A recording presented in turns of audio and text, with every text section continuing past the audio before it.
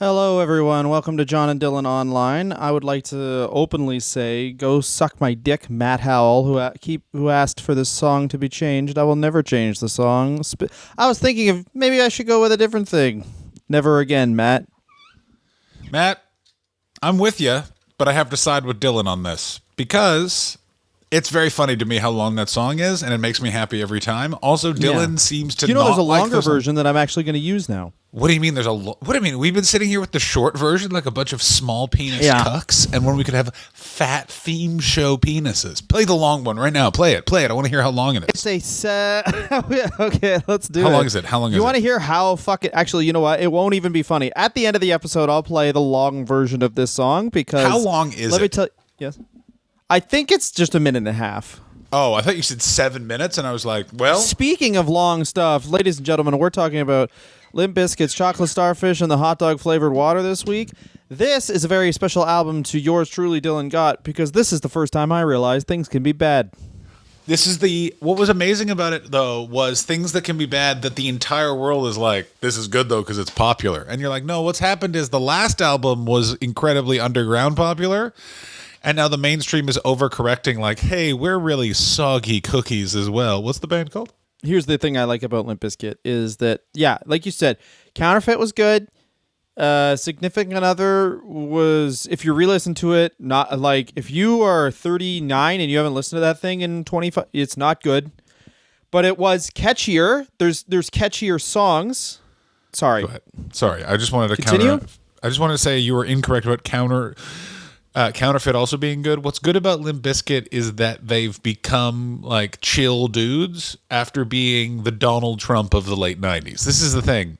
They're the Trump of the late 90s. The same level of hate the presidential candidate is getting, 5 guys from Fresno got.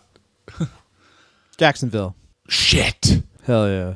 You were making your point. I'm sorry. I interrupted you like a fucking bad man. Significant Other is not what you would say, like, when you listen to it as an adult, you're not like, whoa. You're just like, oh, I remember wanting to break shit and going to house parties and stealing DVDs, thinking, I'll sell these DVDs and then I'll be able to buy this exact house I'm partying in. But is that something you did? Did you steal any DVDs? I only know people who stole like weird, crazy shit that it's like, why would you take that? For example, I know one guy, he would steal the phone, then smash it in front of their house. Here was the logic. When they come home, they'll be like, someone smashed a phone in front of the house. That's fucking weird. And then they walk in and find out it's their phone. And I was like, man, you're going to kill someone one day.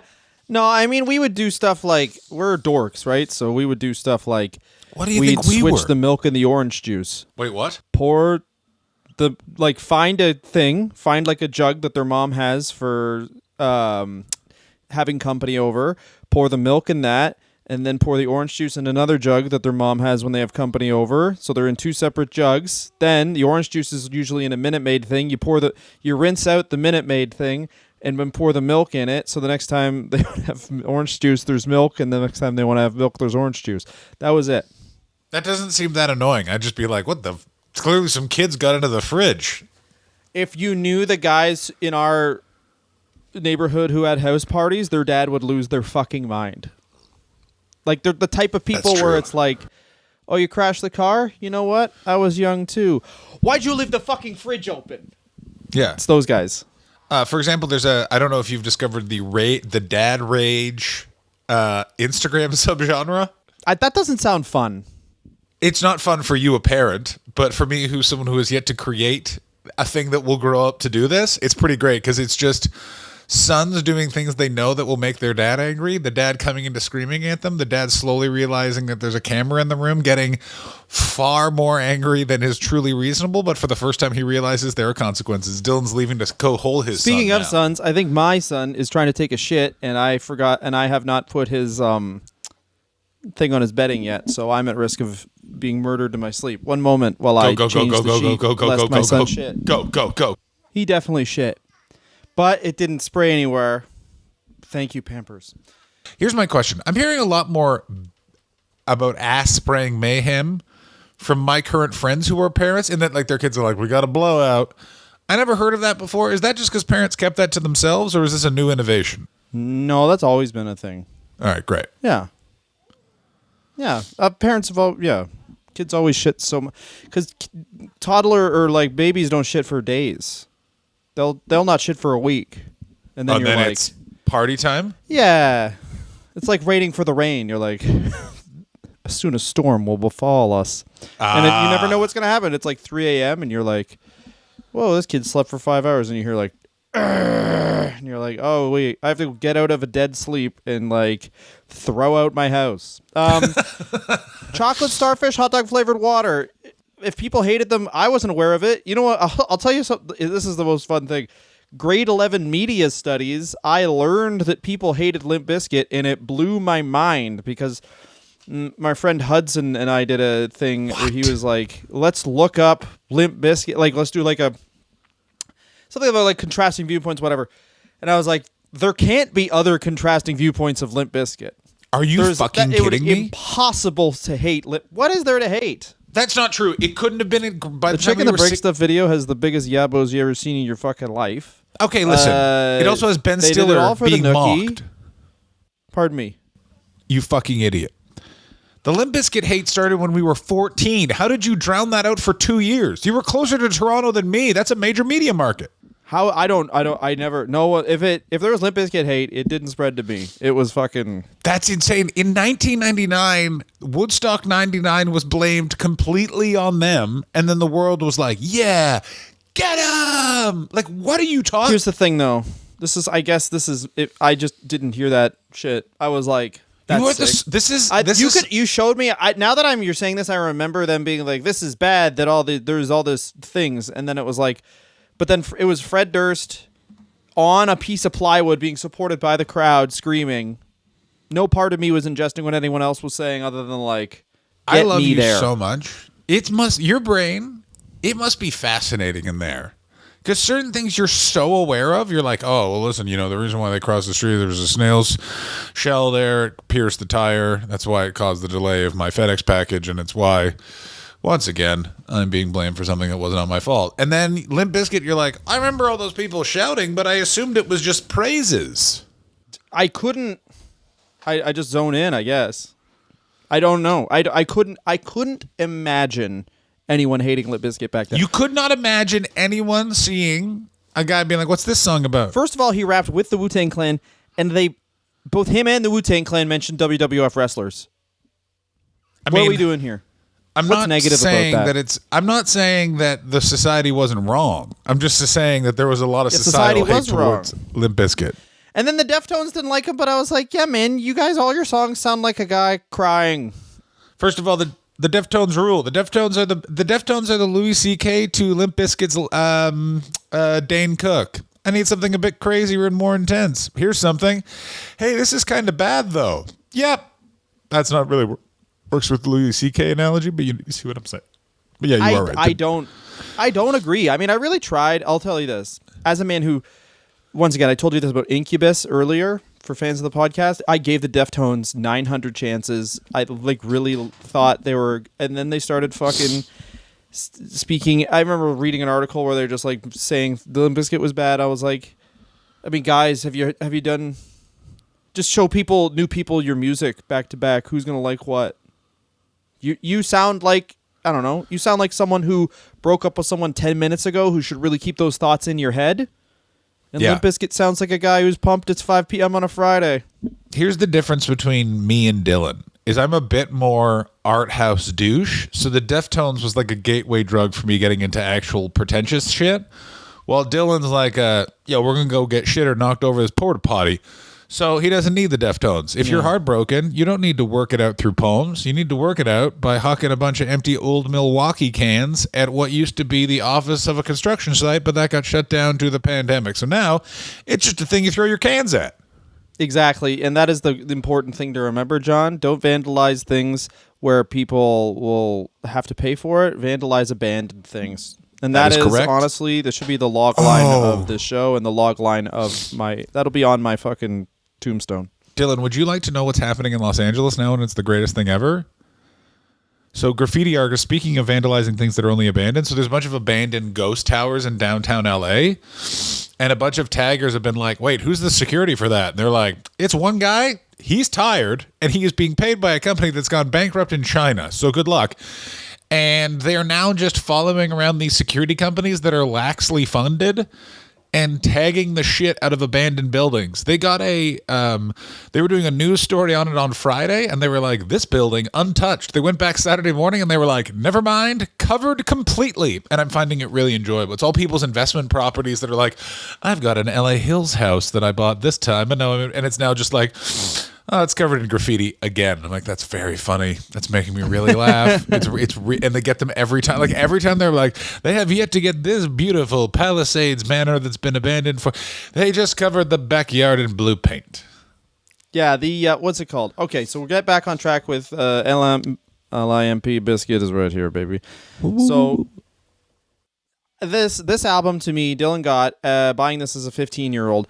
I remember, keep in mind, I'm in the suburbs. I had to and I did not like asking my mom for things because if you remember being 15, you can literally do nothing, but you view yourself as an adult that's also cool. So I had to ask my mom for a ride to the mall, buy the CD first fucking day, listen to it, can't believe how bad it is. And then listen to it 3 times in a row, and then essentially, you know that meme of the fucking show, Pablo Escobar show, where he's just looking out at nothing? That was me for 2 days. I was like, I guess things can just disappoint you sometimes. Because Smash Mouth's All-Star had All-Star on it, so that immediately delivered. And the rest of the song sucked, but they had All-Star. And this just had Rollin'. First of all, it has My My Way. generation sucked. It was not lost on me even at a 15-year-old. I'm like, is he talking about me? Because that's like my dad being like, I know what your generation's like. Like, imagine if right now we recorded a song about how Gen Z is. We are bussin'. We are skibbity. Here's first of all what I would say. I would say the exact same thing that Limp Bizkit said in my generation because it's the most looseful things about a generation ever, which is we don't give a fuck and we won't give a fuck something, and then until you give a fuck about me. Until you give a fuck about me and my generation. Dad, who's 80. Yeah, man who's solidly in his 30s. You don't fucking care about my generation, Dad. I need diapers. I like that Wes Borland wore face paint and walked around like a weirdo, but if you really think about it, that's a 35-year-old man that's like, I cannot compete visually with this man wearing a hat. There's only one thing to do. Hey, Fred Durst was a dope guy, and it was nice to be like, DJ Lethal, get it, and fucking he just starts scratching. It was like, yeah, fuck guitar solos for a bit. Let's hear a guy who knows Everlast get pissed. Let me say this about DJ Lethal. That man is one of those people, I want that show business career. How were you in the music business? Oh, Raise the Roof? Yeah, that was me going, aree. And then I went to Jacksonville, Florida, and I met a tattoo artist who was a real dick. And he was so much of an asshole, we made $8.5 million each. Man, the amount of and this is such an interesting thing about you make a good thing and then it doesn't sell that well, and then this thing you make that sucks sells better than anything, and then your third thing or their fourth album in 2003, it's such an interesting at least the way Limp Bizkit is, it completely lines up with me aging, because by 2003 I'm done with them. I'm pretending that I never liked Limp Bizkit. And it's been 2 years. But that's how adolescence works, right?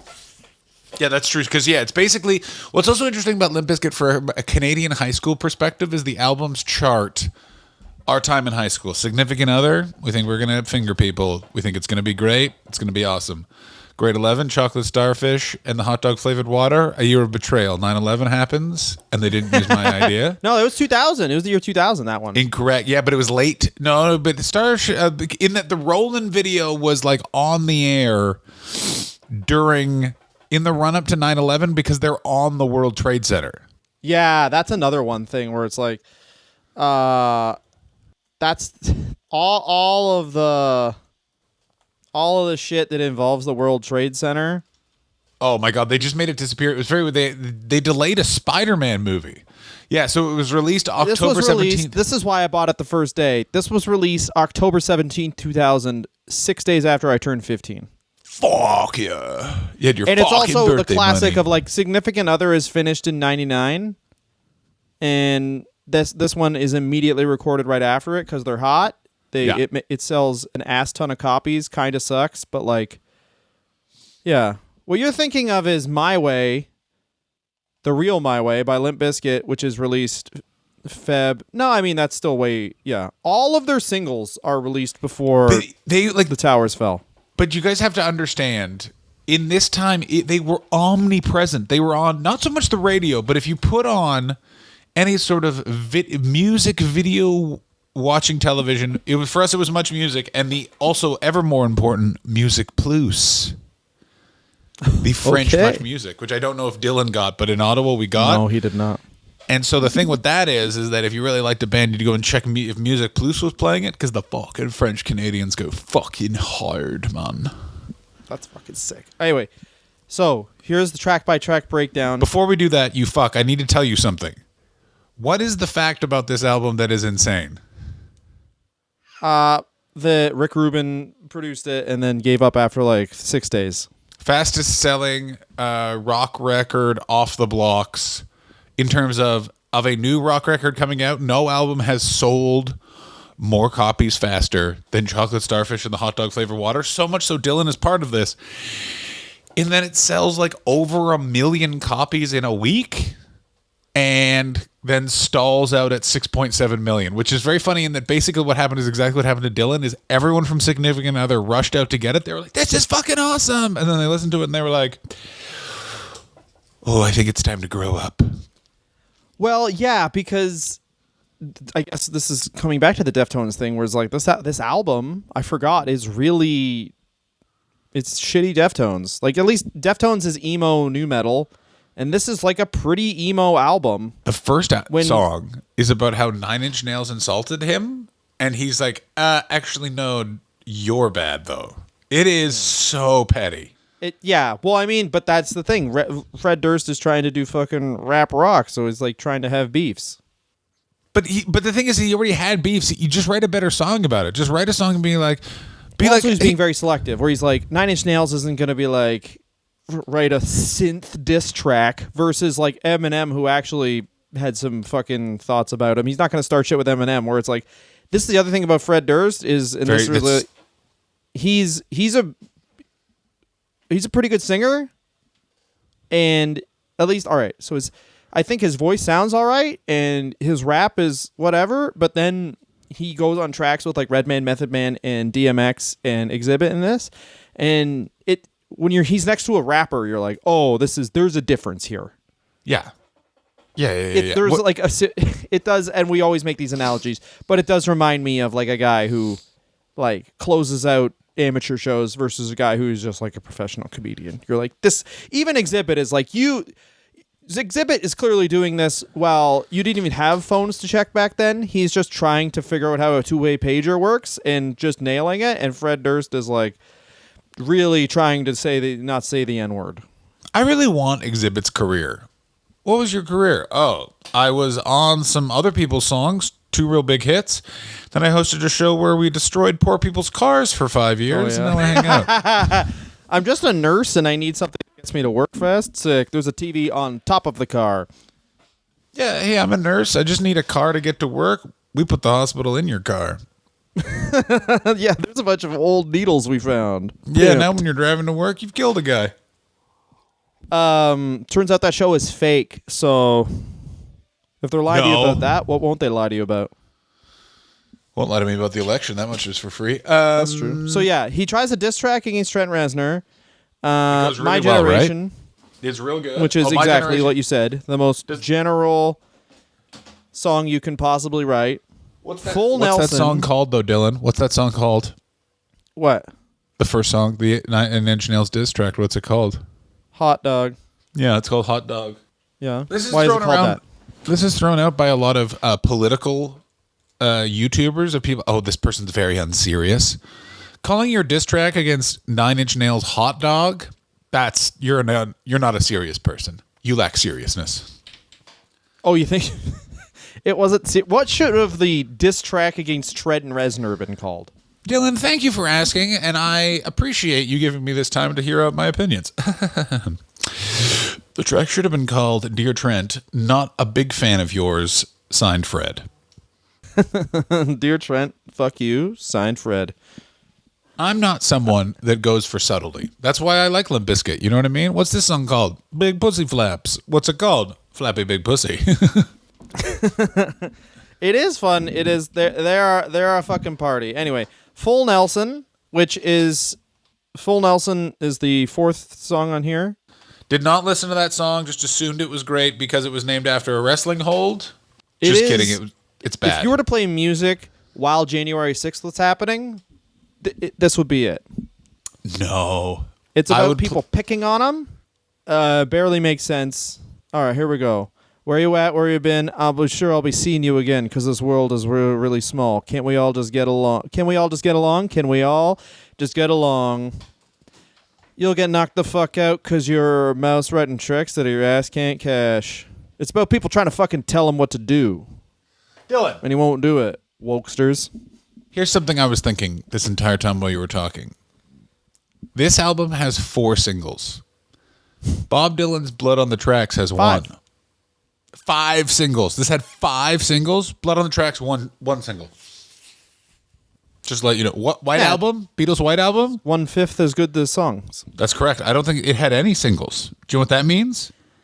Chocolate Starfish and the hot dog flavor water is 100% better than the White Album and 500 times better than Blood on the Tracks. And I don't know how I did that math. Well, what would the music videos from the White Album have been? A guy on heroin and then 3 other guys being like, can you not be on heroin? Go ahead. Would they also have just been ripping around in sick cars? They probably would have. I guarantee that Ben Stiller would have appeared in both. That guy seems like a climber. Yeah, Jerry Stiller in the White Album as an unknown guy who just does some TV appearances, and then here's the thing that's crazy is, and like this is true of like now, like bands are like meeting with like writers and stuff like that to figure out how to like basically come up with really good beginning of music video sketches that are just now the thing that launches their album. Let you understand, like for at least 2 of these like serious songs about emotion that Fred Durst composed while in pain, it is essentially an SNL sketch that's used to sell them. Yeah, but that was like a big, yeah. My Way, they just have a bunch of costumes and they just play in the different costumes, and that song rips. That song fucking rules. I will play it. I fucking hate that song. I still hate that song. Everyone who likes wrestling has been tricked into thinking that's a good song. It's literally just a song about a breakup that they, in the classic wrestling thing, it's like, this is pretty clearly about an emotional breakup. We'll make it about The Rock fighting. Like, yeah, it's The Rock fighting The Undertaker. He's going to go my way to victory. That's the song that got me out of both Wrestling for a Period and Limp Bizkit. Come on, My Way? You heard I took the highway on that one, John. Oh, fuck yourself. You heard N2 Together or whatever that song's called on... That was great. That was great? You're an odd And Together duck, Now. sir. I told you I hate ballads. I've told you this before. I hate ballads. The more you make me hear ballads, the more I'm like, My Way is not a ballad. I think you just don't like any song that might cause you to maybe reflect. More fight about a lot of things. Hey, Dylan, why don't you like the new McDonald's jingle? Don't like ballads. Oh, why? Any happy music makes me think of pain, and I'm sad. Get the fucking big arch, you pussy. I'm going to McDonald's. That would have been a good big arch. Nope. That McDonald's campaign that we picked was just a death metal band just going. Fuck with fries. Open your mouth. Fuck your mouth. Get these fucking fries, you pig fucker. Potatoes grow in the dirt. You're from the dirt. Eat the New fries. McDonald's big fries. Skinny your fish for pussy. Filet of fish pussy. Fish Friday. Lick it all. Tastes like cunt. McDonald's. Does anyone else feel like we've been truly robbed by that guy from Typo Negative dying and not going into jingles? Arby's, it's good if you're dead. Ooh. You know who Typo Negative are, right? Dylan, your mic cut out again, you fucking loser, and I can't hear you. My Way sucked for me. Oh, very good. Rollin', My Only Note. Yep. Yep, rolling. Here's my only note. Should have been longer. Why isn't that the whole? Why isn't the whole album? Why isn't it like "Wish You Were Here" or "Shine on You Crazy Diamond" split into parts? You know what I mean? This album would have been made better if "Rollin'" first 7 minutes rollin', break for the rest of the album, last 5 minutes rollin' reprise. Well, this is the main thing about it that I didn't like at the time was there's more like emo stuff on this album and less rap in a weird way. Like, I thought they would just go way more into Fred Durst being a rapper, and instead it's way more like ballady, slow. I shouldn't say ballad, but like slow. It is not Slower slow. than I remember. Dylan has the weirdest taste ever. It's basically, I want I'm to going to party. send this bowl of diarrhea back to the kitchen. It's room temperature. I like it piping hot. You know what I mean? Like, that's like, what a weird criticism. Dude, if you buy a Rat album, let's say you bought a Rat album and it was all ballads, you'd be like, give me some songs about fucking getting so drunk your dick falls out of your pants. First of all, asshole, change the fucking grammar of your sentence. I own a Rat album. And you want to know what? Do you? It fucking rules. You own a physical copy of Rat album. I owned a CD of the album Up From the Cellar, the one with Round and Round. Oh, Rat rules. Here's the one sad thing about living in Los Angeles is if I want to see any members of Rat, they just all live right off the Sunset Strip. You will see them running errands and not with an energy that says, recognize me. Yeah, of course. They're Rat. They're like the 19th most famous hair metal band. Oh, I would. Here's the weird thing with Rat is Rat's like a local LA band. So it's one of those things where they're like, man, Rat's still alive. And then like 80 people in a parking lot are like, I fucking love you, Rat. And then everyone else is like, is that Motley Crue? And that's being said by a member of Motley Crue. Is that me? Is that me? I'm Nikki Sixx. The one, which comes after Rollin'. I think this is the song that Rick Rubin quit on. What's this song about? It's about me. It's about the number one. Dude, I listened to the one and I just imagine people in the year 2000 like having sex to this and how that's a bad memory for both man and woman now. I just want to say, and I mean this from the bottom of my heart, it is crazy they got to that. Like I wish I had their confidence where they got to the one on Chocolate Starfish and the hot dog flavor one and we're like, we don't need to start over. We've done it. This album is perfect. Well, this is the thing about things back then. It's like, oh, this album's $20. Yeah, but you get 18 songs. So they just had a bunch of fucking songs. Yeah, it's also, this was a time of also rap albums sketches. back then were like 30 songs. That's true, and they were so many albums were bad. That's the other crazy thing. It's like they were bad. Yes. Like now, albums are the one free. is 5 minutes and 44 seconds. Fascinating. What? 6 minutes of bad. The one is 5 minutes and 44 seconds. Like, usually it's like, I don't know, man. Maybe with other albums, people try things, but like, that's why I like Slayer. It's like, we release an album a year because we do the same thing. We write the same song for every album. We change what the song is slightly for every album. Everybody likes it. Shut the fuck up. If we have a ballad, it's about how we stabbed a guy.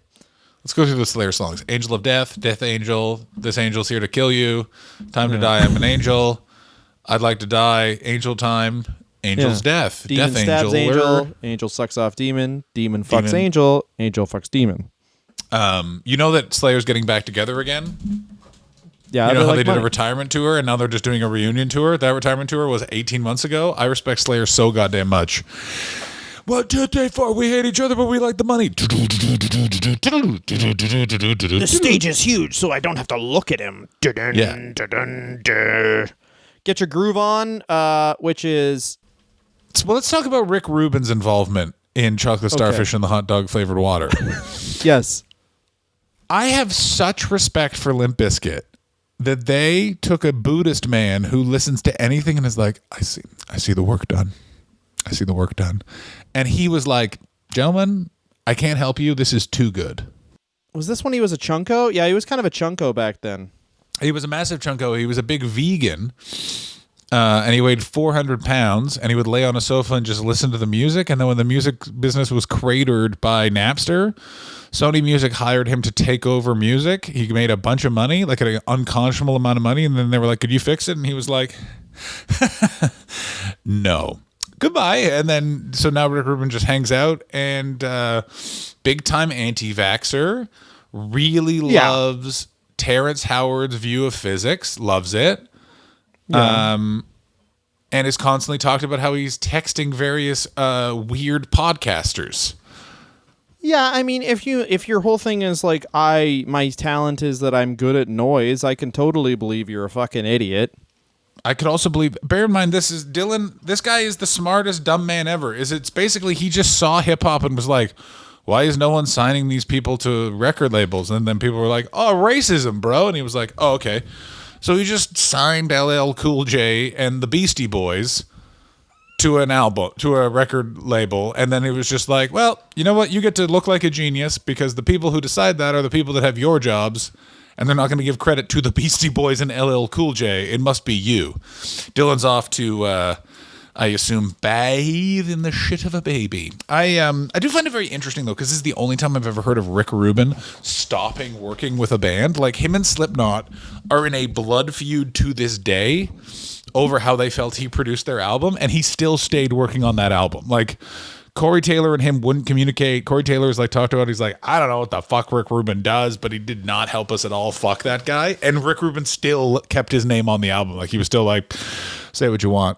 I'm still like, the idea that Rick Rubin was like, well, I don't know. This is literally just one note I saw. So maybe Limp Bizkit was like, he was like lying on the couch and being like, needs more effervescence, and Limp Bizkit was like, get the fuck out of here, dude.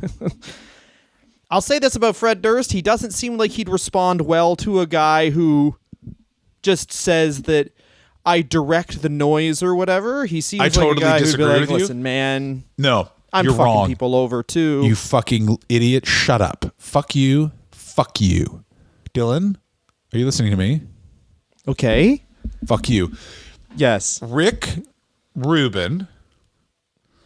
I don't think Limp Bizkit would be that directly harsh to Rick Rubin because he's too important in the music business. They would be like weirdly subservient to him because they know what side their bread is buttered on. In the way that like they're the only rock band that would ever be like, Jimmy Iovine, Jimmy Iovine. Like, you have to remember, Fred Durst had a record label at this point. Like, he is Fred Durst. Oh, no, yeah, he was an executive immediately because that's what you do when someone makes you the most money that's ever been made. Yeah, that's what you do when he basically made money from fucking gold. Or pardon me, he made gold from fucking wool for Jimmy Iovine. Imagine being the guy that can get Stevie Nicks to stop doing cocaine all the time, and you parlay that into being a billionaire because of headphones. God fucking bless that guy.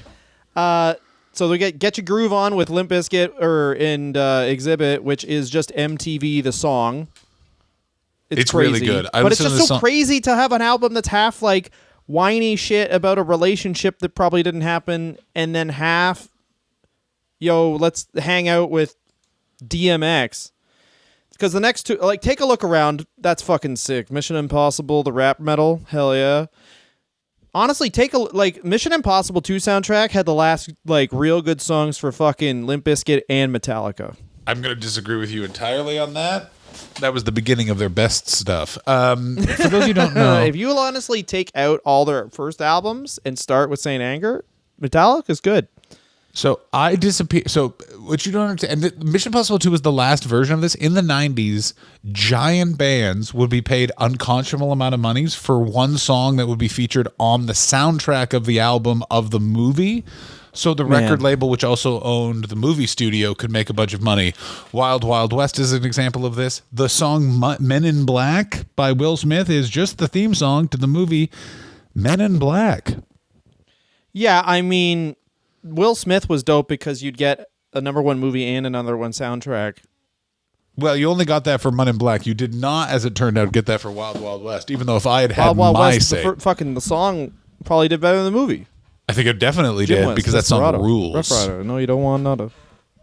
Yep. No, I love Wild Wild West. Getting jiggy with it was great.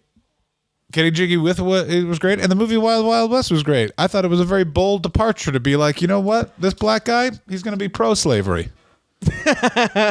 Once again, I haven't seen that, but we got to watch that again.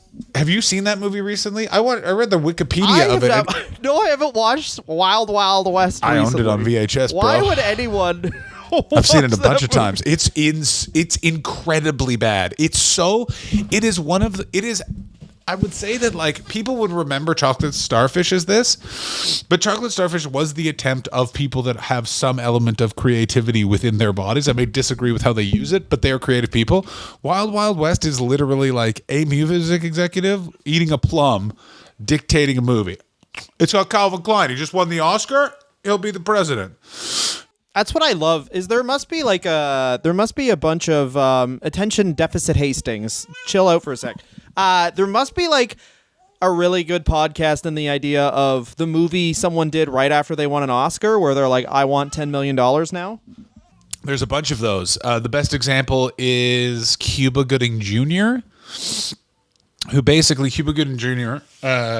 Won Jerry Maguire, and then turned around and was just like, guess what, motherfuckers? I'm the one who fucks now. What's up, buddy? Nice to see you.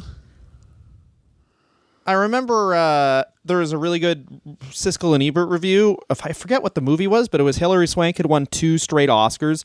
One for $1 Million Baby, one for another thing. And then Boys Don't basically Cry. Ebert was like, yeah, this movie sucks, but she needs money, and I'm glad she could have some money, and I hope she makes more money in the future. So he basically gave the movie a thumbs up just because he liked the fact that Hilary Swank was going to make more than like $250,000 for a movie. Can I just say this about Hilary Swank's $1 Million Baby? That movie is as bad as Chocolate Starfish and the hot dog flavor water, and suffers from the same thing of everyone being like, we should do that. What was that? What was that, buddy? $1 Million Baby's a tour de force, you big-headed fuck. Whoa. He's Who fucked. taught you He doesn't French? like it I when thought you you were say being that. raised properly. Hilary Swank's got mint tits. Whoa. Whoa, buddy. That's fucked up, man. Who taught you those words? Me. I came up with the word tits when I looked at your mom. Whoa.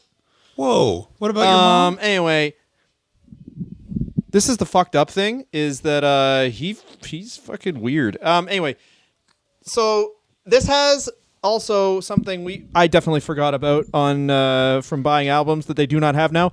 Outros. It has an outro and hidden tracks. It has multiple hidden tracks where it's like, remember, they'd be like, why is that song 9 minutes long? And they'd be like, because you got to fast forward, and then it's Ben Stiller taking a dump. And that is... I mean, not only that, it also has an alternative version to Rollin'. Do you know how embarrassing you have to be to be like... Oh, God. That other alternative version to Rollin' is just clearly Fred Durst is 9 miles away, and everyone else is just rapping their butt off. I guarantee DMX wasn't allowed in the same room with Fred Durst because he would have just been like, why are you more successful than me? This is unjust. Or DMX would have just tried to take Limp Bizkit from him or something. But yeah, man, the alternate version of Rollin' is fucking nuts. It's, once again, having Method Man and Fred Durst next to each other is insane. Like, and together now, that song is like...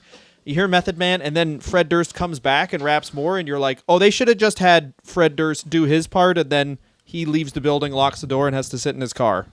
Because, like, making him hear himself be outperformed like that on his own album. Also, I think Exhibit keeps calling him Limp Bizkit, so I'm pretty sure this is from the Get Your Groove On, I'm pretty sure Exhibit thinks his name is Limp Bizkit. I'm really glad you brought that up, actually, because I listened to that song and I was unsure was the band stood there with Fred Durst while they were recording it? No. He looked at Fred Durst and was like blanked on his name, so he just said the name of the band. Limp Bizkit. Some other fun notes. Trent Reznor, on his own diss track, received credit because they sampled his song, which is that's so good. He used lyrics. So they did use lyrics. Oh my God. Paid money to Trent Reznor to make fun of him. Oh, that's even better. Scott Weiland is on this album. It's like, once again, this is like something where they tagged it. This is the thing. Knowing as an adult now, being in the entertainment industry, I totally get why this album was made. You're friggin' it's Limp Bizkit weirdly reminds me a lot of like Smash Mouth. We're in our early 30s. We don't have 2 years to wait. We got to strike while the iron's hot. Let's make another album now. They made Rollin', which is a dope song, and then a bunch of other shit. And, you know, they kind of were like, what do we do? So they tried to do the exact same thing as Significant Other. I think Significant Other had some slow songs, but mostly it was just like, you can play this at a party if you're shitheads while you fucking do Edward 40. I don't actually think I think it has some slow songs. Into Together, whatever the hell it's called. That's slow. The beat is slow. So maybe you fucking take that back. But I do agree with you is that Significant Other is a party album. You want to hang out? You want to get loose? Let's get loose. But yeah, Chocolate Starfish. What did Fred Durst say the hot dog flavored water was? This is our Pet Sounds. Oh, he said it was their Sgt. Pepper's. Because their Beatles were Sgt. Pepper's Lonely Hearts Band, and Limp Bizkit is the Chocolate Starfish. He's the Chocolate Starfish, and the rest of the band is the hot dog flavored water. And that's why it took them 3 years to come up with another album, because they broke up immediately after this, and Wes Borland did his own side projects. Yes, it was they did a very bad thing. The song Boiler was doesn't even features a new guitar player. They get the new guitar player from Snot. They appear on a WrestleMania. They release a horrific album. Here's a sign that you know your album's going to be bad. If one band member is featured on the cover, get the fuck out. Oh, dude. Yeah, I forgot. And then they did the Limp Bizkit New Guitarist Contest, which was just like a full scam. Congratulations. I didn't know about this. Yeah, well, you know what? Let's do next week. All right, next week got to go because I can smell his shit more than I can smell anything else in the world. And I'm going to change this baby. We're going to come back next week and talk about the Limp Bizkit guitar contest because I remember seeing a documentary on it, and it's just people who were like, yeah, they just took all my money and fucked me. I'm amending it. I want to talk about the Limp Bizkit guitar contest. I want to listen to that fucking 2003 album too, baby. I am not listening to that 2003 album. No, we are, because that. No. What does that involve? What does that involve? It involves a music video where he kisses Halle Berry and clearly starts going to the gym. Isn't that the music video for Boiler? We'll discuss next week. The other thing I want to talk about. No, that's not. That's the fucking. Oh, it is. Maybe it is for Boiler. I thought that was the fucking Behind Blue Eyes music video. It might be Behind Blue Eyes. Fuck. Right. Oh, we're gonna have to listen to this fucking album and watch the videos, aren't we? All right. The other thing I want to talk about is their Family Values tour and Dylan, their other thing. Which I went to, and it was fucking sick. That's fucking amazing. And we're going to talk about the tour they headlined for, Napster. Sure. More Limp Bizkit next week. And you know what? Let's do this. You talked about Deftones. You pick a Deftones album. I'll listen to it and give a feedback. No, because it'll prove you're right. Here's the problem with listening to a Deftones album. It'll prove you correct. I'm making you listen to a Grateful Dead album. Like, I'm not. You know what we should do? Yeah. Okay. How about this?